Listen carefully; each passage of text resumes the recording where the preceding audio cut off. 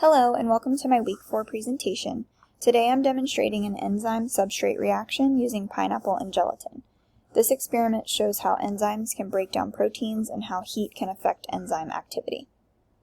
In this experimental setup, I've prepared 2 beakers with unflavored gelatin made from collagen protein.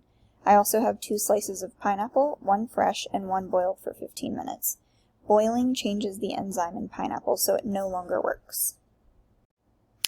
As you can see in the before photos, I have prepared 2 beakers with unflavored gelatin, and then there is the pineapple in the middle that is boiling, and I set the other pineapple off on a plate.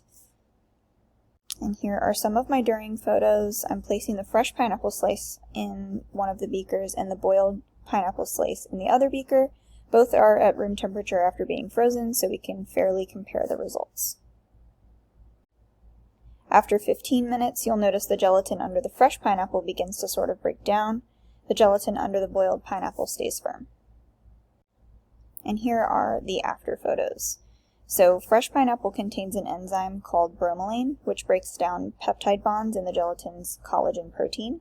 This cuts the protein chain so that they can no longer hold their gel structure, causing the gelatin to collapse into a liquid, as seen with the spoon. Boiling the pineapple denatures that bromelain. Heat changes the shape so it can't bind to the collagen, which is why the boiled slice doesn't affect the gelatin. Enzymes are nature's catalysts. They make chemical reactions faster and more efficient, but they can be sensitive to conditions like temperature.